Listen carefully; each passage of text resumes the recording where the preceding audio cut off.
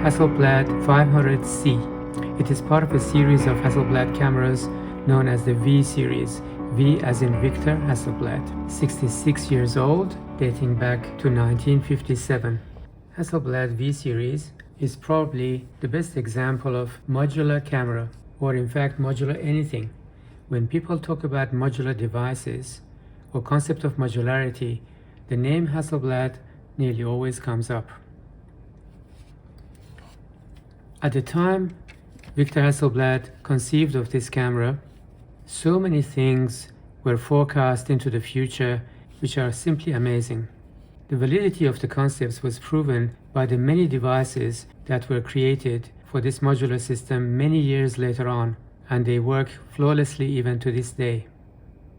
This is the earliest version of this series of camera, as in 500c.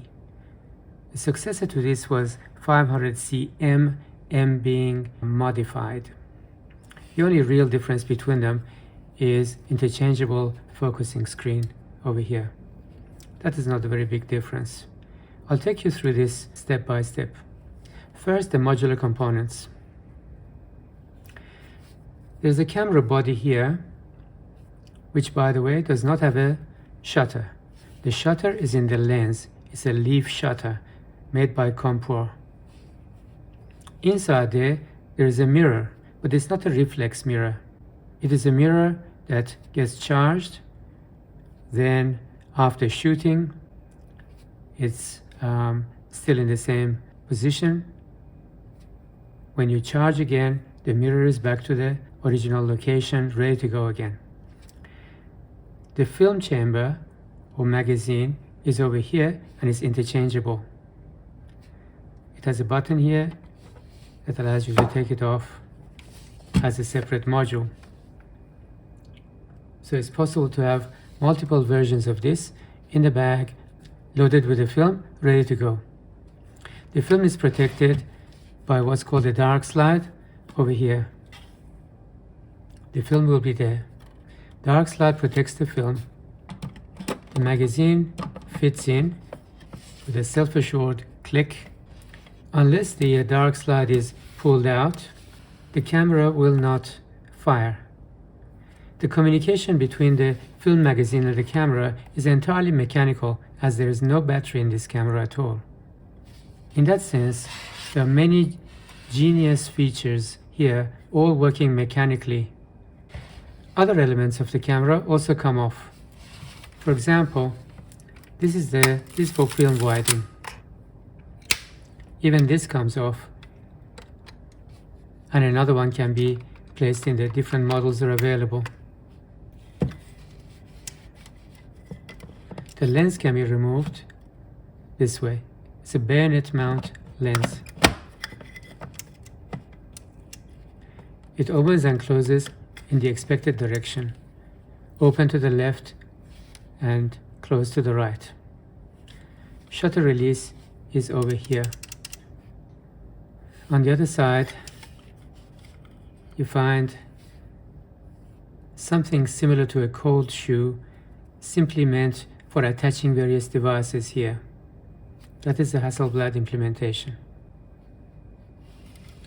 This is for flash sync. This can also be used. Over here we have the viewfinder with a very firm, reassuring click. Opens up. You see the ground glass over there. It only works if the winder is charged. That means the mirror is in the reflective mode, so you can see outside. You can see that now, right? If you take out the dark slide and you shoot, it goes dark because the mirror does not come back. So it's not a reflex camera. It's not an SLR. If you charge again, now the mirror is in the right position. If you press this one more time, a loop comes up. You can look at the focusing screen much more closely and in total darkness for better focusing. This viewfinder is the old style, where it works by each of these being folded back one at a time. Later models had a pinch feature. Another feature built into the system is that the film back cannot be removed if the dark slide is out. So if you put the dark slide back in,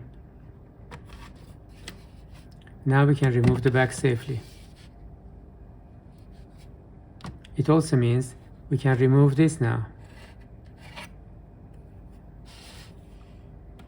The difference between this model and the CM model is that focusing screen in CM is replaceable. But I don't think this model suffers by not having that as removable. It's a very simple system, nothing can go wrong. You can see that on the back of this, there's something similar to a stable door. This is not the shutter. It is not a focal plane shutter. It is only for protection. The shutter is in the lens. Contour shutter built into the Zeiss lens. So every lens comes with its own shutter.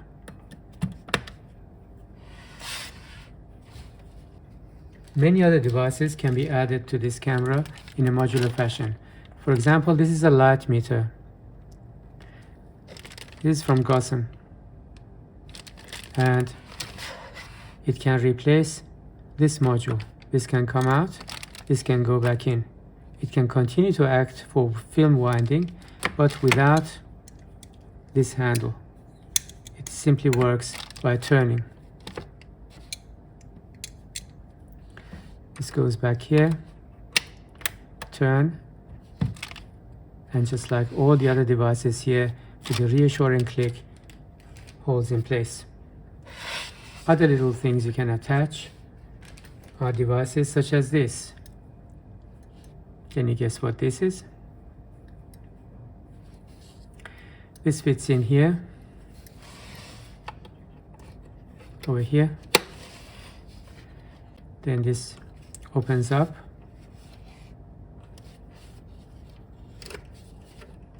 folds back like this, and this becomes another alternative viewfinder looking through this hole, through this frame to the view. I guess it's for sports action where there's no time to look down and be choosy. There's a distance scale over here. You can choose a distance, and that corrects for parallax. As this goes in and out at an angle, it determines the correct parallax and also the correct frame.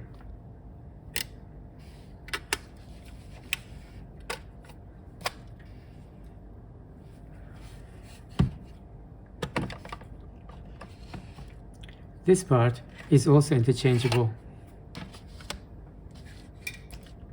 You can have a 90-degree version, such as this. Look through here, 90 degrees, perfectly dark in there, very nice focus. It's almost like a permanent loop. Alternatively, you can have an even better one, probably the best of all, which is this model PME45, which not only gives a very good viewfinder, it gives a very good light meter through here as well. There's all the controls over here. It gives you the equivalent of a very modern camera metering system. There's different settings for full screen, spot metering, average metering, ISO settings, and so on. It also has ambient metering through this bubble over here. And to top it all off, it gives you a cold shoe as well. We'll take this camera back to its most basic state.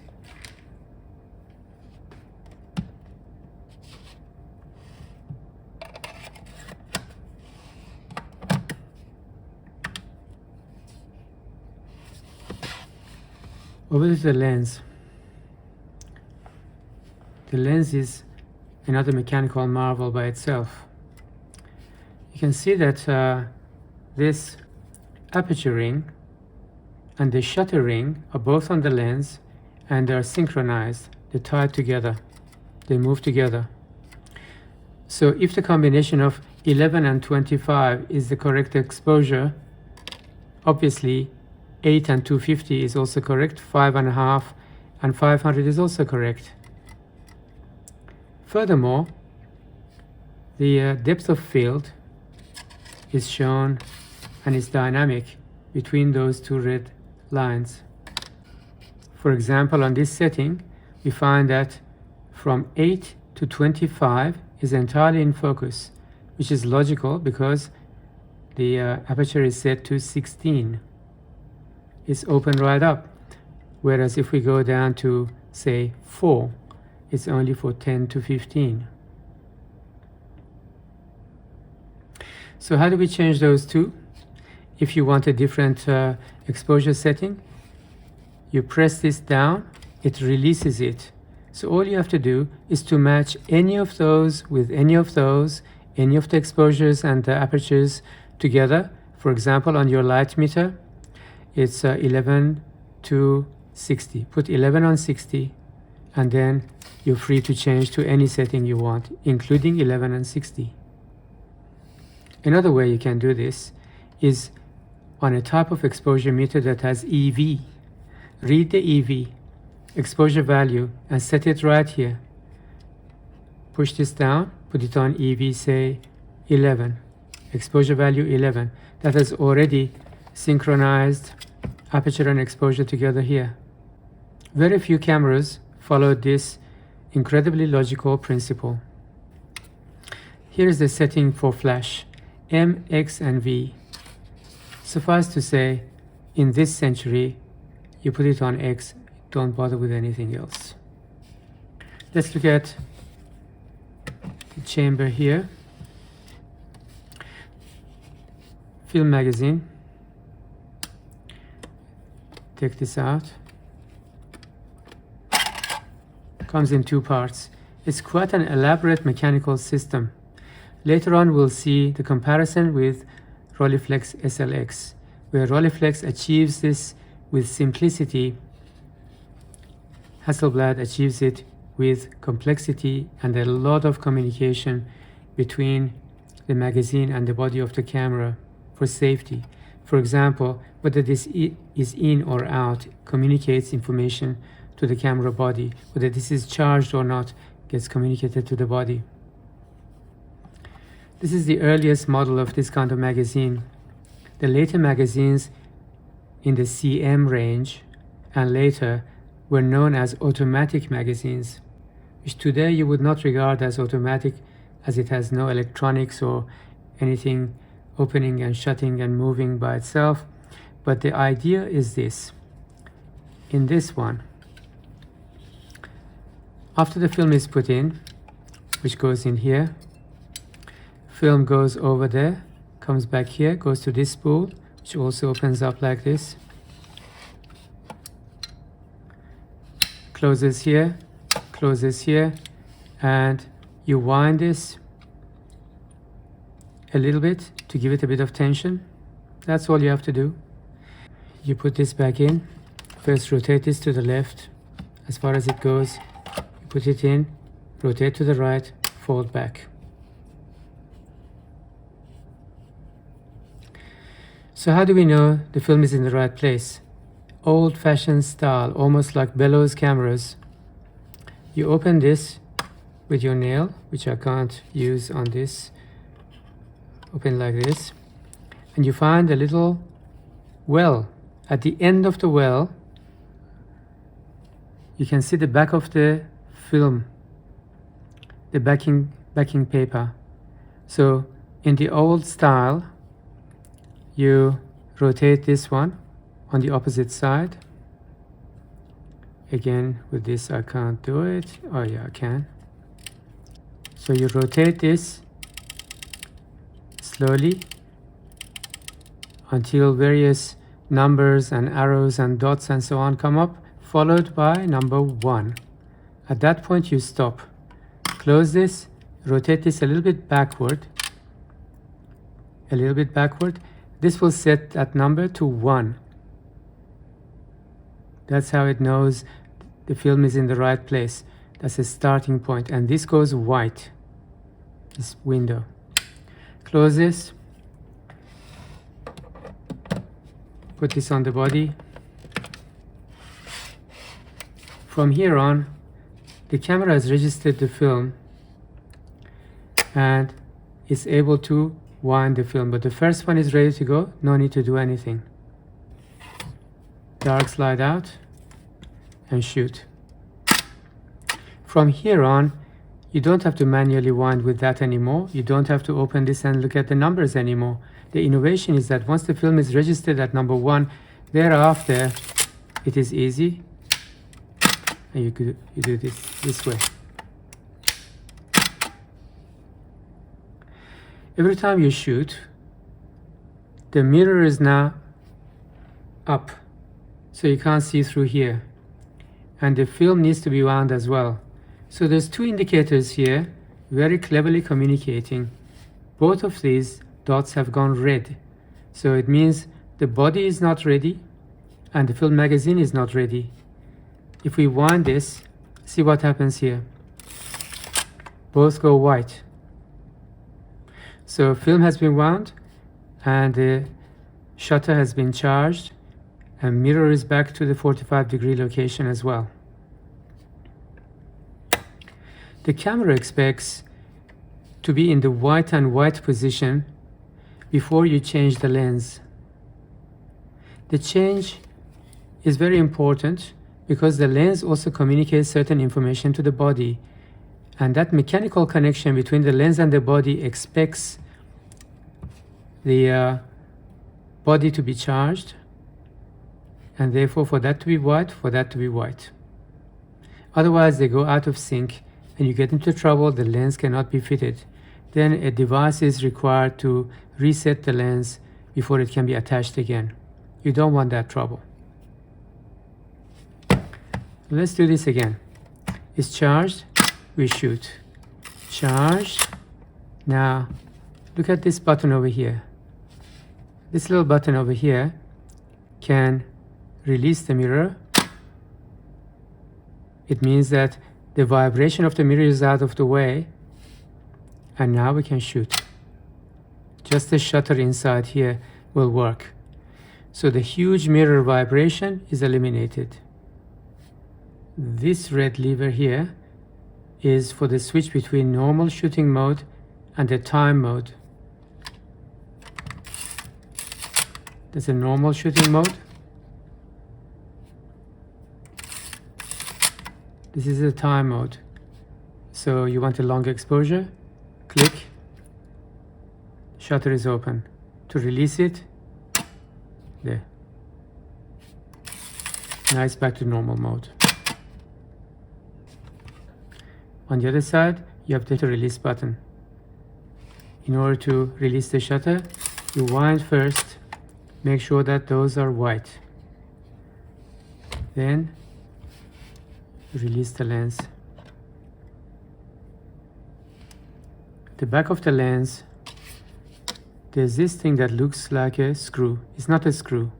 It communicates between the lens and the camera.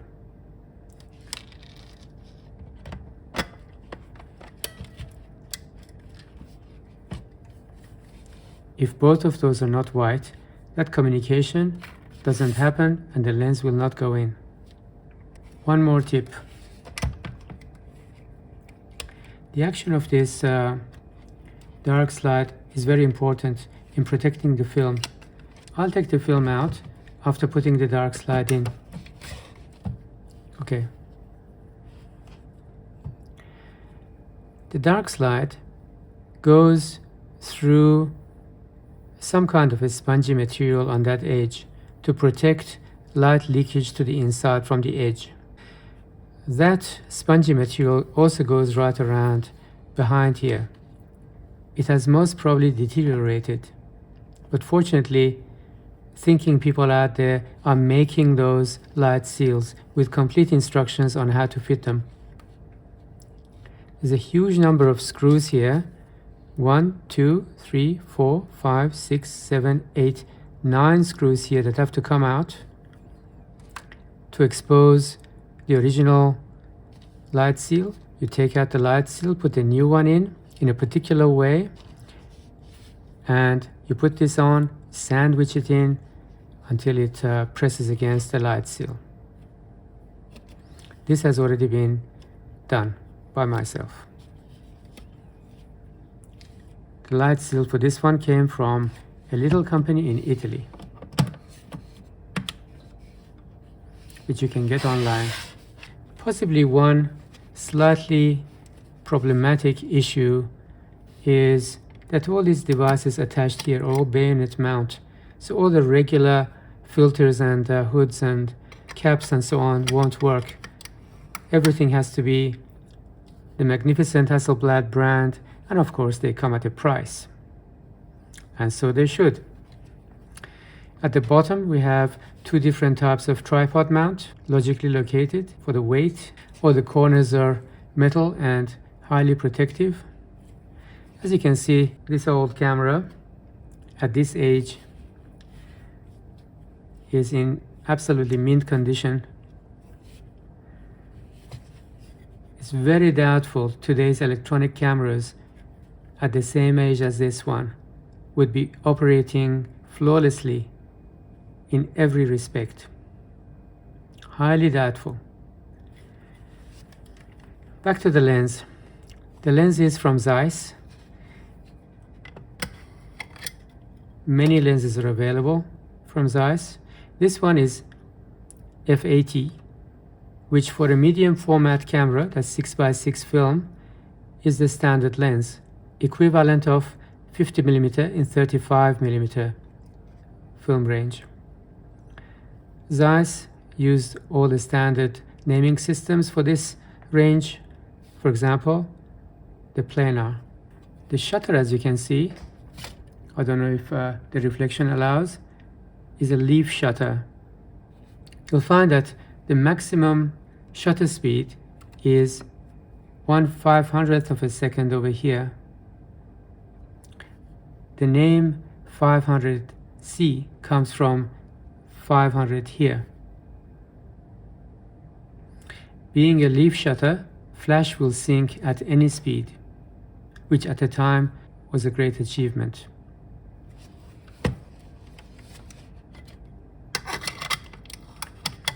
I hope you agree that this camera, with all the modularity it brought in, is a magnificent example of industrial design and, frankly, beauty in industrial design. Not only that time, but any time. This is timeless. This is irreplaceable. At any era, today, in 21st century, or any century, this will be seen as an example of good industrial design. The 500 series of Hasselblad were possibly the most popular Hasselblads ever made, even more popular than the current digital ones. These can even be upgraded to digital cameras by changing the back and putting in a digital back. Of course, they come at a huge price, and today it probably does not make any sense to make that move, because you can buy an entire camera out of the box digital for much less. But the point is, the original genius of Victor Hasselblad allowed for this modular system to survive many, many decades, all the way to the 21st century. This is a Polaroid back. Unfortunately, the type of Polaroid film that this took is no longer available, but you can see the flexibility for industrial photography, fashion photography, product photography. Other attachments meant that by sliding something over here, you could have a flash over here, sideways, facing forward, and many other devices. A couple of tips for this camera.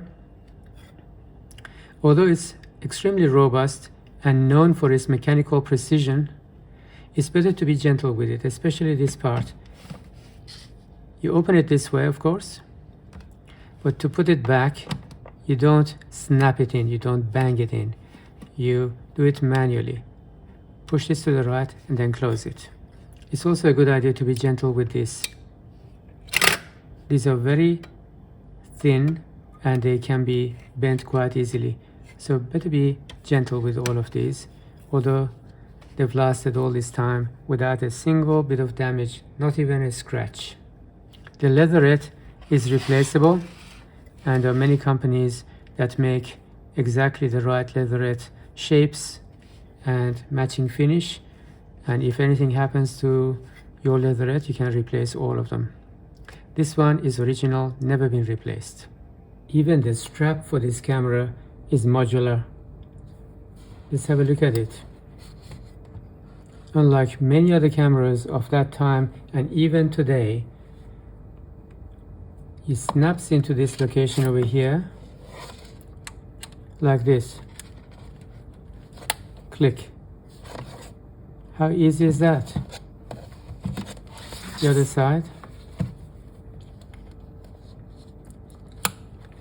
There.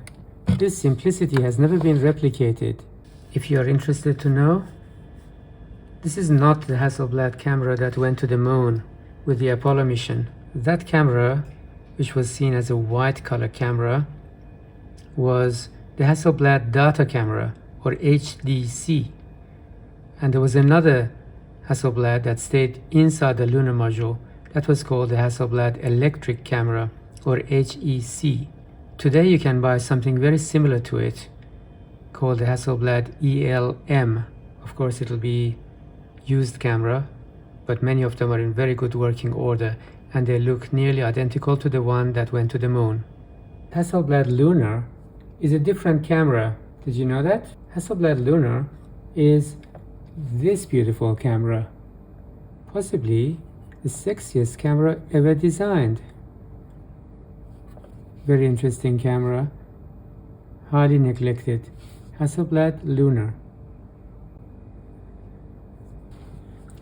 Zeiss had already experimented with that kind of shutter, the leaf shutter, in the counterflex cameras, like this.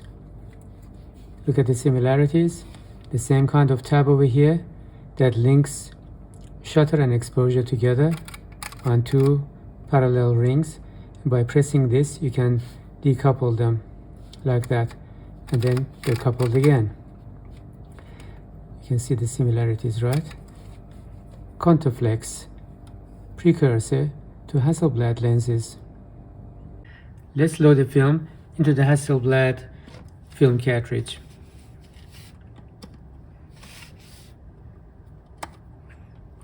Open this. This comes out.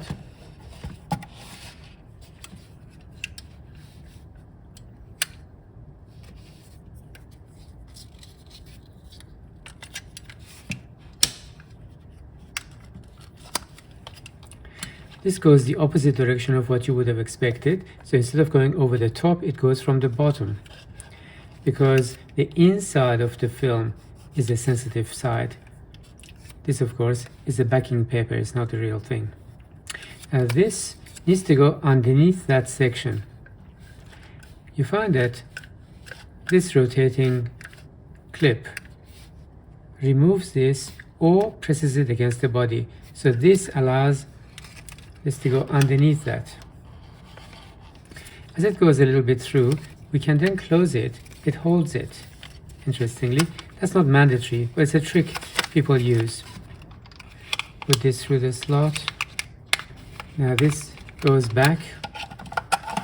In order to move back, this has to be turned left, fits in, then turn right and fold.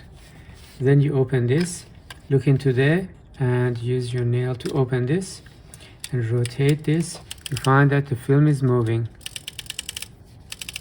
Rotate this until it comes to number 1. When you see number 1, you stop right there. Close this, then rotate this backward, this way. That's it. Put it in the camera, ready to go. When that is white, the camera is white, everything is fine, the camera will shoot.